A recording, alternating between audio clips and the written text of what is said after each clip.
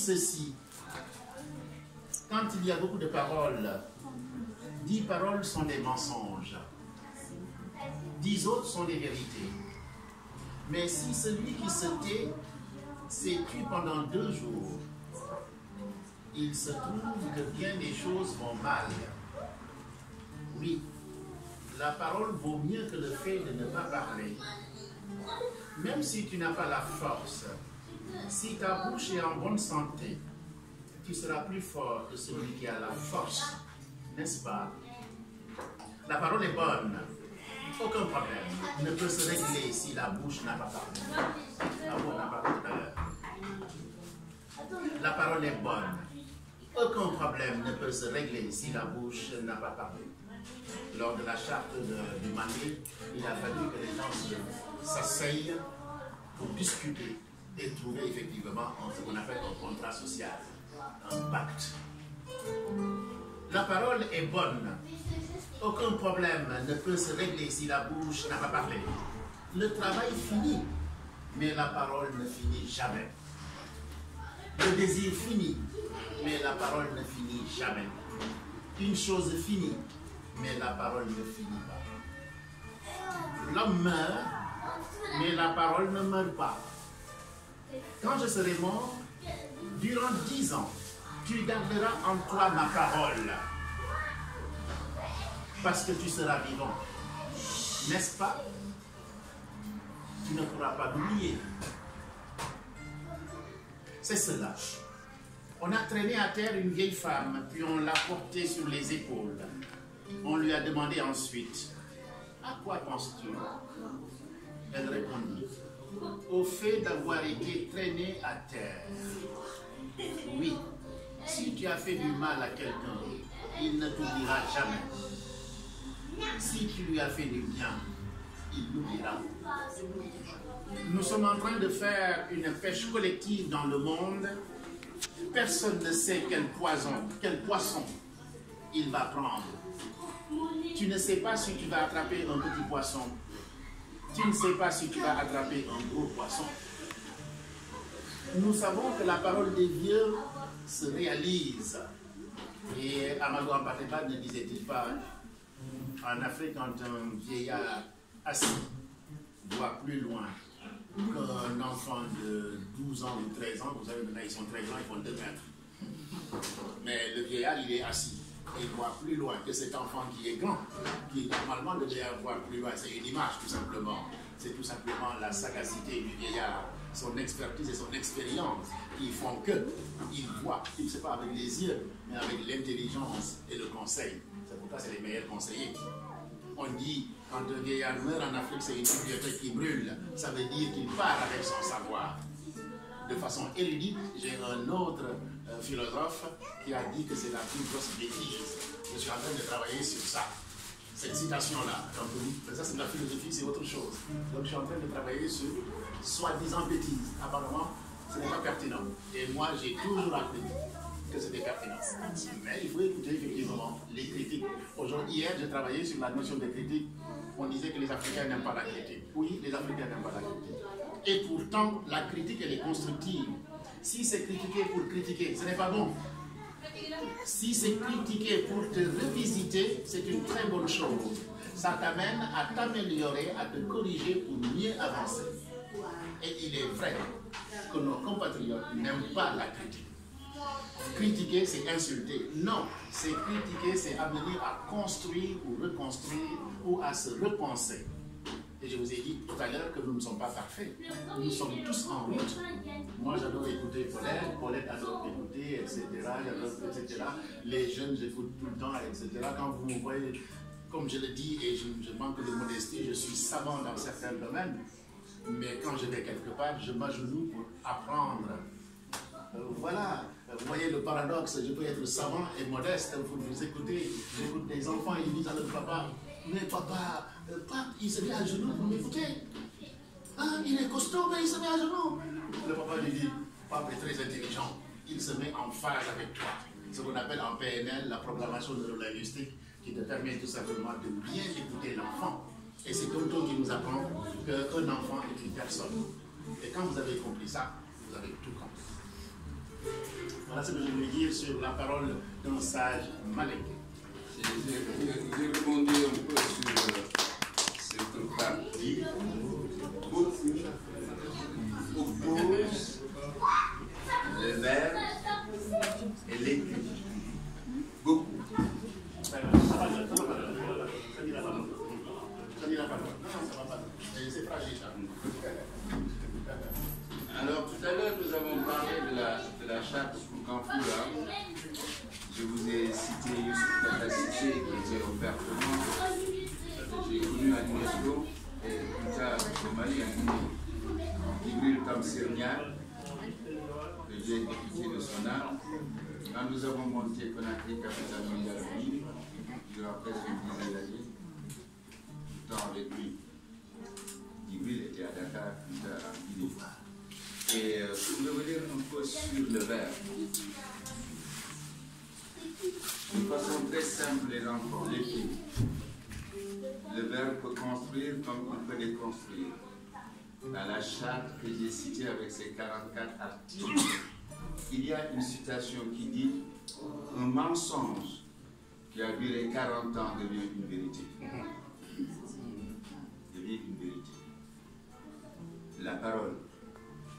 L'exemple que je peux vous donner, qui est un exemple tout simple, qui est très contemporain, qui est très actuel. Notre pays avait traversé quelques moments de turbulence. Et il y a à peine 2 semaines que le chef de l'État du Sénégal dit, et tout le monde entend, je ne ferai pas mon 3e mandat. Et il le dit. Et ça a calmé presque tout le monde. Parce que la parole, selon sa charge, quand elle arrive, elle peut vous exciter, elle peut vous calmer. Raison pour laquelle, sur souvent les contes facétieux, ou même sur les épopées, ou sur les mythes fondateurs, il y a toujours cette dimension du divertissement et de l'avertissement. Apprenez à écouter et à parler. Moi, je me méfie des gens qui écrivent trop bien.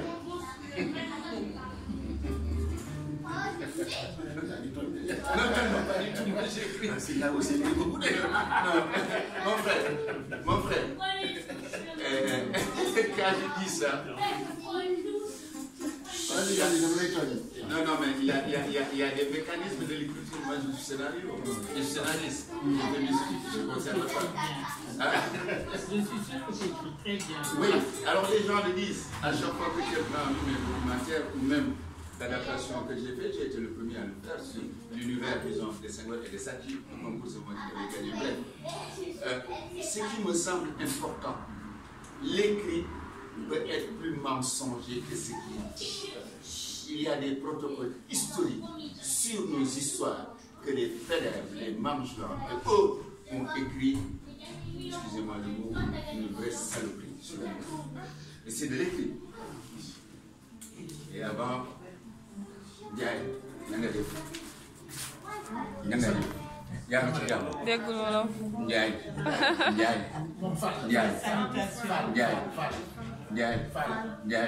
Ak waa kër ga. Ndiaye. Ouais, c'est ce moment un peu de cérémonie, mais qui n'est pas une mise en scène. Ndiaye, c'est de la mise en situation. Et je peux revenir vers toi. Ndiaye,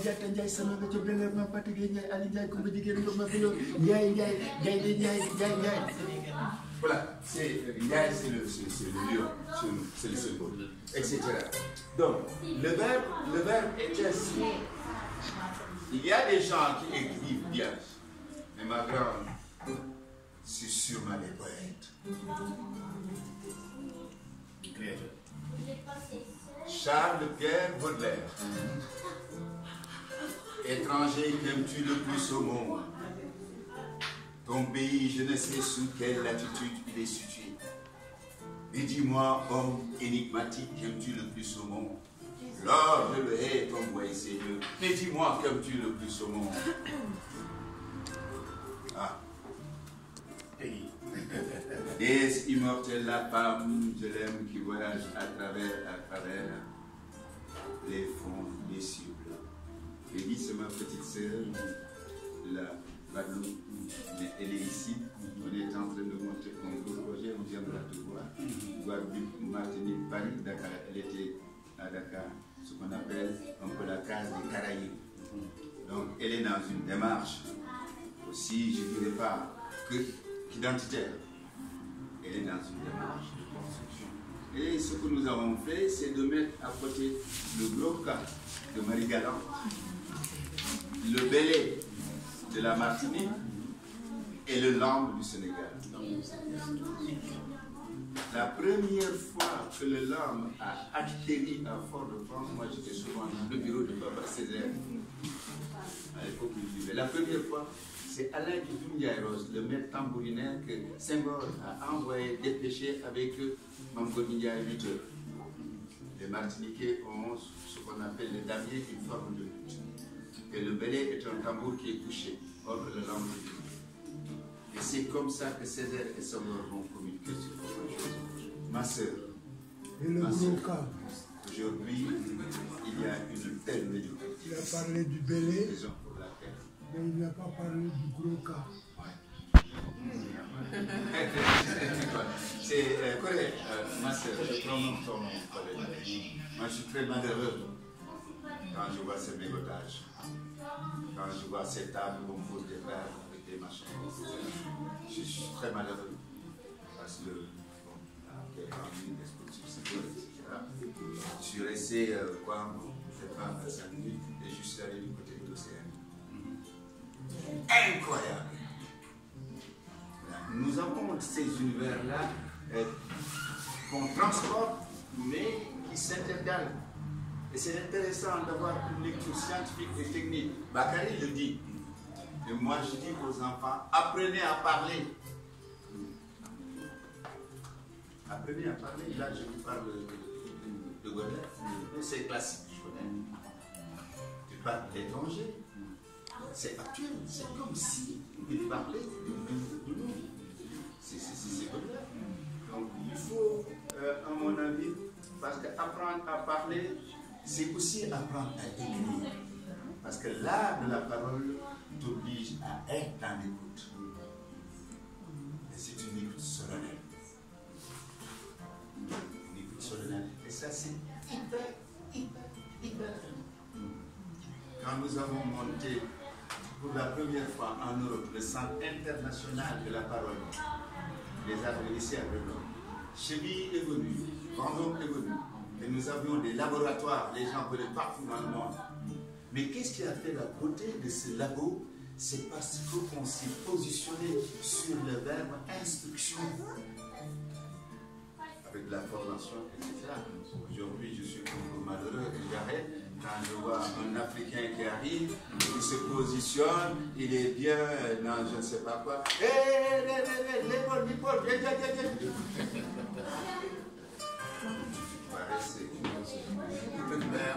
On va laisser chacun jouer son jeu à son rythme et c'est